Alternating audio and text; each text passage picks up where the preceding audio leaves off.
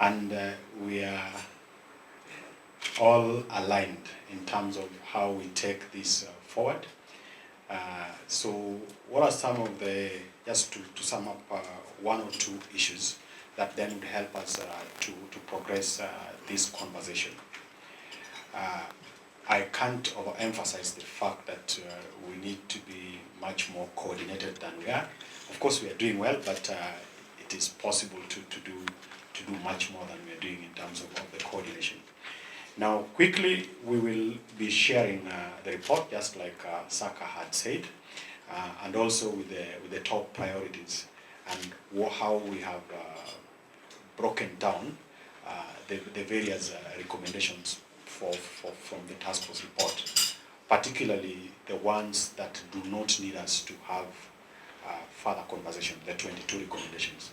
So we will be sharing the others minus those 22 with the specific timelines on when we would really want to see them actualized, so that then you have a clearer view of what we need to do, so that each of us then can be able to focus on what we are able to add more value to.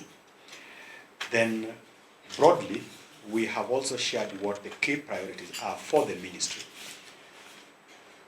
And there are 5 priority areas of focus, but then we've gone ahead to narrow down based on what has been achieved vis-a-vis what we think would be of high importance in 2024.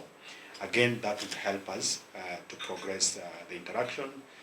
Where we need to have bilateral conversations, let's have them. Where we need to have multilateral conversations at the same time, let's be able to do that. And I know this also needs to be aligned with your programs, particularly even the budgeting cycle, so that whatever we need to quickly fast track, let's not get it lost in between. And my office is at hand to support with the movement, with the engagement, so that if there is slowness on one or two of the agencies within the ministry, I'm more than happy to get them to the table so that we don't waste any time. And in all this, the element of capacity building, again, cannot be overemphasized.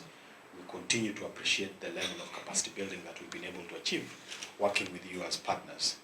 But we know that there's still a huge gap in that space, so that as we improve on the terms of service of our officers, we must not forget to capacitate them so that they are able to do their work. Then the other point for me is the ownership bit. It's very easy and very convenient for everybody to retreat back to their agency or to their institutions. But what we have done this morning is to bring everybody together. And at least you hear the Independent Police Oversight Authority speaking, the National Police Service Commission speaking, and then the National Police Service itself speaking. It's a good demonstration of what you achieve when everybody has a view of what the interest is, so that there isn't anything that is kept below the table. So I want us to build ownership broadly on all the issues that we discussed, and we pull together. And when all is said and done, there isn't really anything that is personal about the works that we do. Then, lastly, is that we need to do this more often. I don't want us to wait until early next year for us to have another roundtable. So, you know what we need to do, and I'm looking up to Anthony, I'm looking up to Steve. So if it doesn't happen, then we know who to blame. Yes, and the very, very last, I want to appreciate each and everyone, each of our partners, each of the agencies represented here, for taking your time out of your very busy schedules to be with us for this roundtable, for the good of this beloved country and also for the good of humanity. I want us to appreciate each other. Let's have a round of applause. Asanteni sana. We are just a few minutes past our time. I know there's a photo session outside. I think it's at the garden, so we'll have that photo session, and then we can leave at our pleasure. Thank you.